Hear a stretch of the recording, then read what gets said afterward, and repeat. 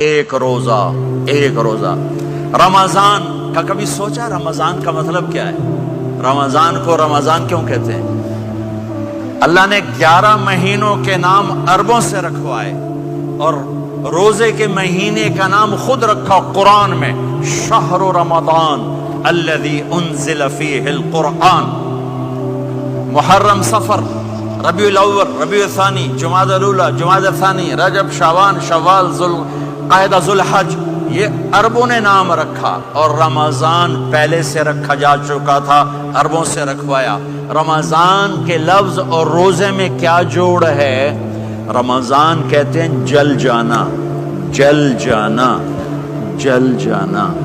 تو اس کو روزے کے ساتھ کیا مناسبت ہے کہ جب کوئی مرد عورت روزہ رکھتا ہے یا رکھتی ہے تو پچھلے 330 دن کے گناہ، آج روزہ رکھا، پٹی تیار ہو گئی، گناہ ڈال کے جلاؤ، دوسرے دن اور گناہ جلاؤ، تیسرے دن اور گناہ، چوتھے دن اور، 30ویں دن سارے گناہوں کو اللہ تعالیٰ جلا کے، راکھ کر کے، ایمان والے مرد عورت کو پاک کر کے، صاف کر کے، آخری رات کہتا ہے جاؤ بخشے بخشائے چلے جاؤ، جاؤ بخشے بخشائے چلے جاؤ۔ تو میرا نبی تو 2 کھجور پہ روزہ رکھتے تھے۔ اور ایک بڑا خوبصورت واقعہ ہے رمضان کا، کہیں سے بکرے کی سری پکی ہوئی آ گئی تو اب بڑے شوق سے کھا رہے تھے، اور ساتھ ارباز بن ساریہ بھی تھے، حضرت علی بھی تھے اور حضرت مقداد بھی تھے، 3-4 آدمی سری کھا رہے تھے۔ بلال رضی اللہ عنہ آئے کہ یا رسول اللہ سحری کا ٹائم ختم ہو گیا ہے، میں اذان دینے جا رہا ہوں، آپ کھانا پینا بند فرما دیں۔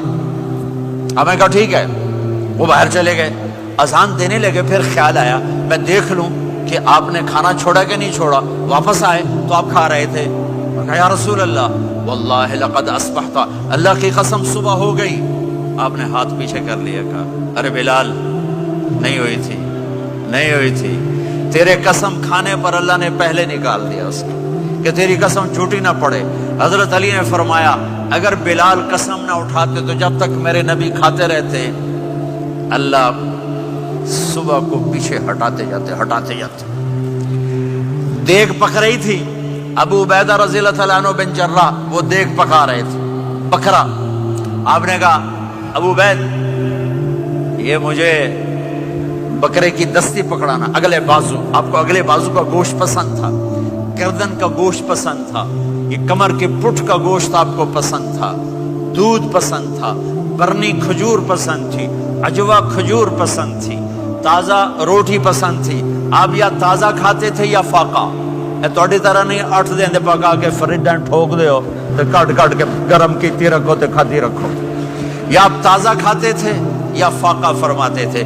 ایک دفعہ فتح مکہ پر ام ہانی کے گھر آپ نے باسی روٹی کھائی، ورنہ آپ نے ہمیشہ تازہ یا فاقہ، یا تازہ یا فاقہ، کبھی جس کھانے پہ رات گزر جاتی اسے نہیں کھاتے تھے۔ تسی ماشاءاللہ 8 راتوں جو کھدی جاندے۔ ہاں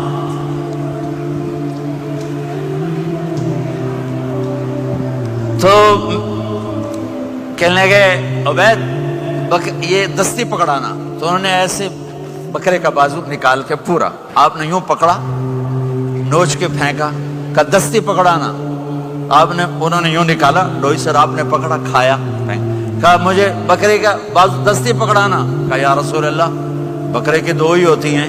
آپ نے کہا تیرا بھلا ہو جائے، اگر تو میرے کہنے پہ ڈوئی ڈال دیتا، جب تک میں کہتے رہتا اللہ مجھے نکال کے کھلاتا رہتا، اللہ مجھے نکال کے کھلاتا رہتا۔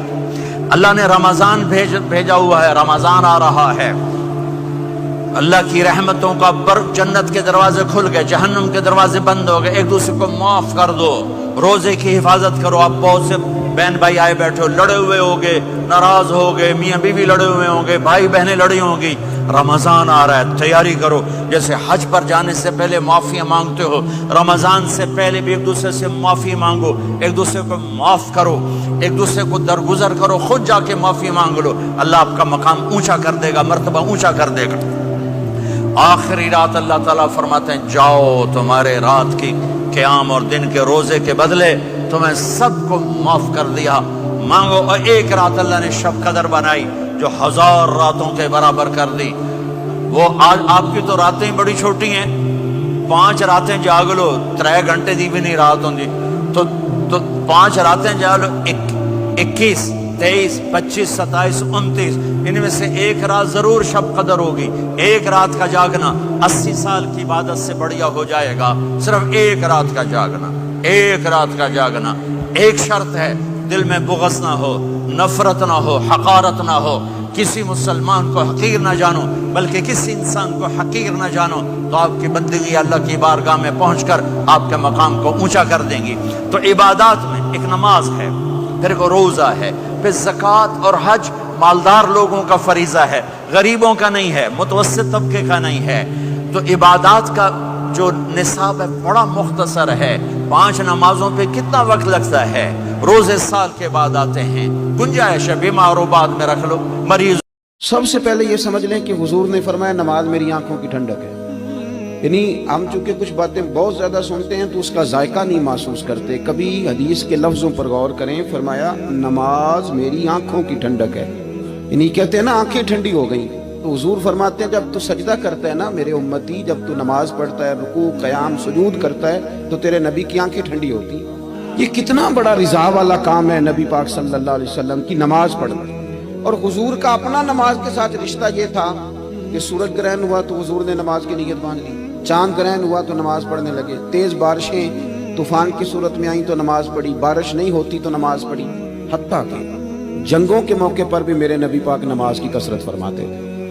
ہر موقع پر نماز کی طرف توجہ. نماز حضور کی چاہت ہے, آنکھوں کی ٹھنڈک ہے. وہ کس طرح کا امتی ہے جو یہ نہ چاہے گا کہ میرے نبی کی آنکھیں ٹھنڈی ہوں. آپ نماز پڑھیں, نماز میں آپ مسلمان کوئی لاوارث ہے کہ ٹینشن لے. رب رسول کے ماننے والے بھی پریشان ہوا کرتے ہیں. وہ ہم اس رب کے ماننے والے ہیں جو کہتا ہے کہ تم حد میں نہ پریشان ہونا کہ سویرے ملے گا تو شام کو نہیں ملے گا معاذ اللہ, اور شام کو تمہیں دیکھا جائے گا تو صبح نہ دیکھا جائے گا. تم اس کریم کے ماننے والے ہو جسے نہ اونگ آتی ہے نہ نیند آتی ہے.